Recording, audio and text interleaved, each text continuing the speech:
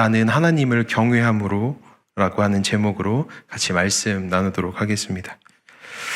어제 본문인 느헤미야 4장에서는 이 성벽을 재건하는 것에 있어서 외부의 공격에 이 외부의 적에 대한 내용을 기록하고 있다면, 오늘 본문인 이 느헤미야 5장은 성벽 안에서의 일어나는 문제를 기록하고 있습니다. 성벽 안의 문제라고 한다면 어떤 문제가 있을까요? 오늘 성경에서 말하는 것은 바로 이 이스라엘 백성들 안에, 유다 백성들 안에 문제가 있었다라고 하는 것입니다. 그런데 이 문제가 얼마나 큰 문제인가 하면, 성경을 보면 보통 남성들이 나서서 이야기하는 모습들이 기록되어 있는 것이 일반적입니다. 그런데 오늘 말씀에서는 이 여성들이 나서서 말하고 있는 모습을 기록하고 있습니다.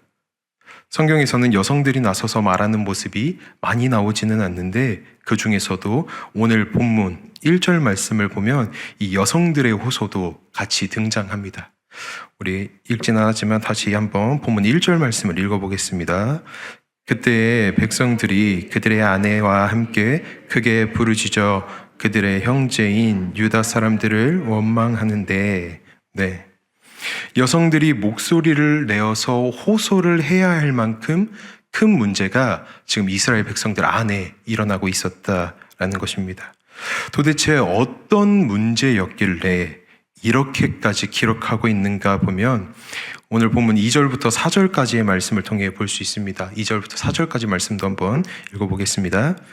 어떤 사람은 말하기를 우리와 우리 자녀가 많으니 양식을 얻어 먹고 살아야겠다 하고, 어떤 사람은 말하기를 우리가 밭과 포도원과 집이라도 저당 잡히고 이 흉년에 곡식을 얻자 하고, 어떤 사람은 말하기를 우리는 밭과 포도원으로 돈을 빚내서 왕에게 세금을 바쳤도다. 어떤 문제들이 있었는가 하면, 기근으로 인해서 먹고 사는 문제가 발생했고, 경제적인 문제가 발생했고, 심지어 그 다음 절인 5절 말씀을 보면 자녀를 종으로 팔아야만 하는 지경에 이르게 되는 상황에 놓이게 됩니다. 자녀를 종으로 팔아야 할 만큼 어려움 가운데 있었고, 그것을 갚을 능력이 없어서 다시 자녀를 되찾아오지 못하는 그런 순간에 놓인 가정들 또한 있었다라고 하는 것입니다. 이게 부모의 입장에서 얼마나 가슴 찢어지는 일입니까? 생활이 너무 힘들어서 내 자녀를 종으로 팔 수밖에 없는 상황. 그런데 그것을 갚지 못해서 이 자녀를 다시금 가정 안으로 되찾아오지 못하는 상황. 이 상황을 지금 남유다 사람들이, 이 유대 사람들이 겪고 있는 것입니다. 다시 자녀를 찾아올 수 있을지 없을지 모르는 그 두려움, 또 자신의 가정을 지키기 위해서 이 자녀를 종으로 팔아야만 하는 그 심정. 그러니 사회적 시선이고 뭐고 중요하지 않고 자신들의 호소를 있는 힘껏 얘기하고 있는 것입니다. 그런데 이 호소하며 원망하는 대상이 누구인가 보면 그들의 형제인 유다 사람을 원망한다라고 성경이 기록하고 있습니다. 이 예루살렘으로 귀환한 유다 공동체 안에도 심한 빈부격차가 있었다라는 것입니다. 그런데 이 부자들이 가난한 사람들에게 어떻게 행동하는지를 보면 돈을 빌려주고 이자를 많이 받는 것이죠. 같은 민족 안에서 고리대금을 하고 있는 것입니다. 또한 5절에서 본 것과 같이 자녀를 종으로 파는 문제, 바로 이 문제를 유다 사람들끼리 서로 사고 팔고 하는 일이 일어나고 있었다라고 하는 것입니다. 유다 백성들이 그 공동체 안에서 서로를 돌보지 않고, 돌보는 것은 고사하고 하나님 안에서 한 몸을 이룬 형제 자매들에게 오히려 더 힘들게 하고 그들의 짐을 더 무겁게 하고 있었다라고 하는 것입니다. 또한 하나님의 말씀대로 살지 않는 모습입니다. 우리 레위기 25장 말씀을 보면 형제가 가난하면 그를 도와주라고 말씀하시고 그에게 이자를 받지 말고 하나님을 경외하여 형제와 함께 생활할 것을 말씀하십니다. 또 형제에게 이자를 위해서 돈을 구워주지 말고 자신의 이익을 위해서 양식을 구워주지 말라라고 말씀하셨습니다. 그런데도 하나님의 말씀은 전혀 생각하지 않은 채 자신들의 이익과 자신들이 배불리기 위해서 힘쓰고 있는, 자신들의 배만 불리기 위해서 힘쓰고 있는 모습을 이 유다 백성들 사이에서 볼 수 있었다라고 하는 것이죠.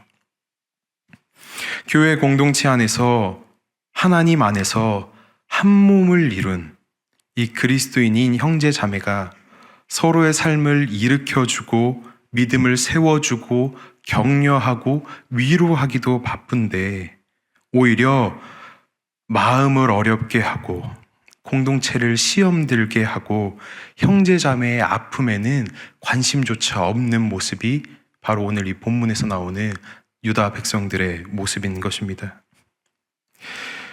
주님 안에 한 몸을 이룬 우리 형제 자매 여러분, 하나님을 경외하는 자들로서 우리는 서로 즐거워하는 일에 함께 즐거워하고 아파하는 일에 함께 아파할 줄 아는 공동체가 되기를 소망합니다. 다른 이의 기쁨이 마치 내가 기쁜 일인 것처럼 기뻐하고 다른 이의 아픔이 마치 나의 아픔인 것처럼 주님의 위로를 건네시는 공동체가 우리 열린배들 공동체가 되기를 소망합니다. 다음으로 고린도전서 12장 25절과 26절 말씀을 한번 읽어보겠습니다. 몸 가운데서 분쟁이 없고 오직 여러 지체가 서로 같이 돌보게 하셨느니라. 만일 한 지체가 고통을 받으면 모든 지체가 함께 고통을 받고 한 지체가 영광을 얻으면 모든 지체가 함께 즐거워하느니라. 아멘. 하나님을 경외하는 자로서 서로를 돌보고 하나님께 함께 영광을 돌리며 은혜를 서로 나눌 수 있는, 나누고자 희망하는 저와 우리 성도님들이 되시기를 소망합니다. 돌봄을 받지 못하는 이 백성들의 부르짖음에 느헤미야가 이 소식을 듣고 분노합니다. 본문 6절 말씀을 읽어보겠습니다. 내가 백성의 부르짖음과 이런 말을 듣고 크게 노하였으나, 하나님께서 은혜 베풀어 주셔서 이 포로 생활에서 벗어나 다시 고국으로 돌아와 성전을 재건하고 이 성벽을 재건하는데 하나님의 은혜를 기억하지 못하고 말씀을 무시하는 행위를 보니 이 느헤미야가 자신의 깊은 곳에서부터 올라오는 분노를 참지 못하는 모습입니다. 분노하지 않을 수가 없는 것이죠. 그런데 느헤미야는 분노하면서도 자신의 감정에만 치우쳐서 행동하지 않습니다. 본문 7절 말씀입니다. 같이 읽어보겠습니다. 깊이 생각하고 귀족들과 민장들을 꾸짖어 그들에게 이르기를.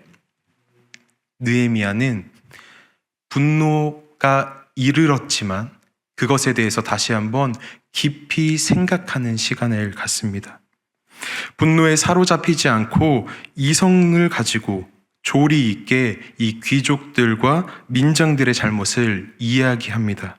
또한 잘못만을 이야기하고 그치는 것이 아니라 나아가야 할 방향을 같이 제시합니다. 이방 사람들의 비방을 생각하고 이자 받기를 그치고 구워준 돈이나 양식이나 새 포도주나 기름의 100분의 1을 돌려보내라 라고 이야기합니다. 그리고 이것을 하나님을 경외하는 가운데 행해야 한다 라고 권면합니다. 사랑하는 성도 여러분, 오늘 느헤미야의 모습처럼 때로는 우리 안에 분노가 올라올 때에 그 분노에 사로잡혀서 말과 행동을 그저 감정적으로 하기보다 그 감정을 잠시 추스르고 예수님이라면 이때 어떻게 하셨을까? 예수님이라면 이때 어떻게 생각하셨을까 하며 주님의 마음과 시선을 먼저 구하는 지혜가 있기를 소망합니다. 그 가운데에 한 몸을 이루는 형제 자매를 그저 비방만 하는 것이 아니라 어떤 것이 주님께 올바르게 나아가는 것인지를 나누고 권면하실 수 있기를 소망합니다. 이러한 느헤미야의 권면에 이 귀족들과 민장들이 느헤미야의 말대로 행하기를 희망하고 이 제사장들을 불러서 자신들이 한 말에 대한 맹세를 합니다. 느헤미야가 단지 총독이었기 때문에 느헤미야의 말에 동의를 하고 따랐는가라고 생각할 수도 있지만, 그것보다 느헤미야의 삶을 보면 왜 이들이 느헤미야의 말을 따를 수밖에 없었는지를 우리가 볼 수 있습니다. 오늘 본문 15절 말씀입니다. 읽어보겠습니다. 나보다 먼저 있었던 총독들은 백성에게서 양식과 포도주와 또 은 40세겔을 그들에게서 빼앗았고, 또한 그들의 종자들도 백성을 압제하였으나 나는 하나님을 경외함으로 이같이 행하지 아니하고. 아멘. 느헤미야의 직위 때문보다 느헤미야가 솔선수범하여 본인이 권면한 이 하나님을 경외하는 자의 삶으로 살아냈기 때문입니다.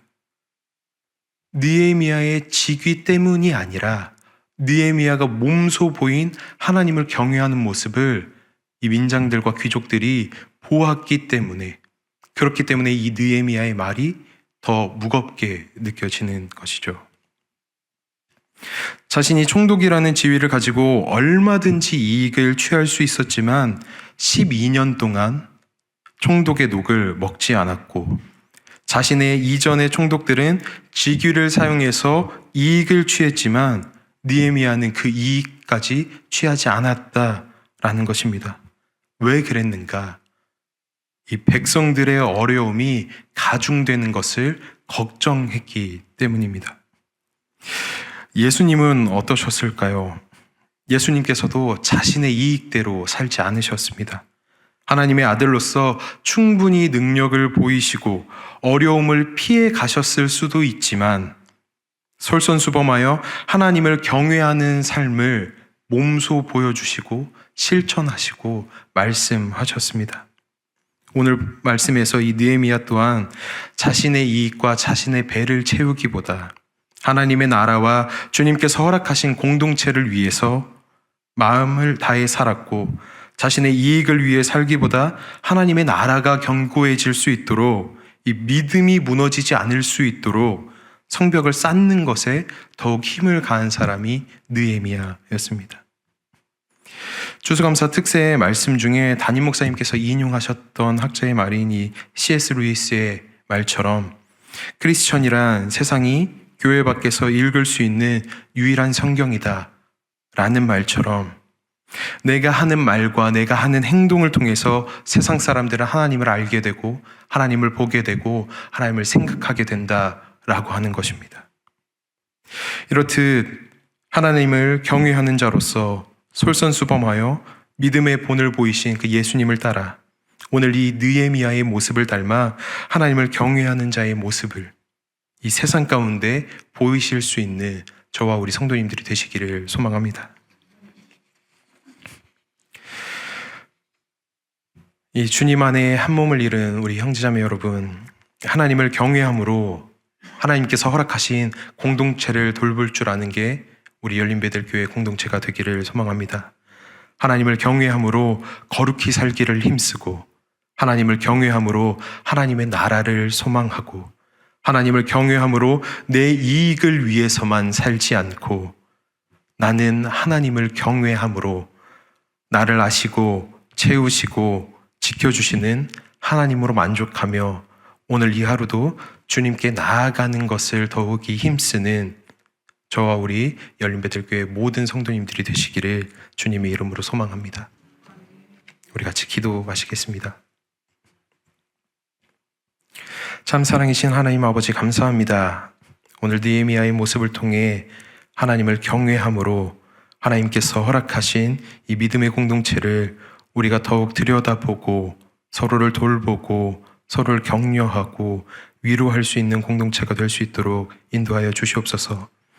또한 하나님을 경외함으로 하나님께서 거룩하셨으니 너희도 거룩하라 말씀하신 것처럼 우리가 거룩한 삶을 살기 위해 더욱 노력하고 하나님의 나라를 소망하며 내 이익을 위해서만 살지 않고 나는 하나님을 경외함으로 나를 아시고 채우시고 지켜주시는 그 하나님 한 분으로 만족합니다 고백하며 오늘 이 하루도 주님께 나아가는 것을 힘쓰고 공동체를 세우는 것에 힘쓰고 믿음을 세워나가는 일에 더욱이 힘을 쓸 줄 아는 주님의 믿음의 자녀들이 우리 모두가 될 수 있도록 이 하루를 인도하여 주시옵소서.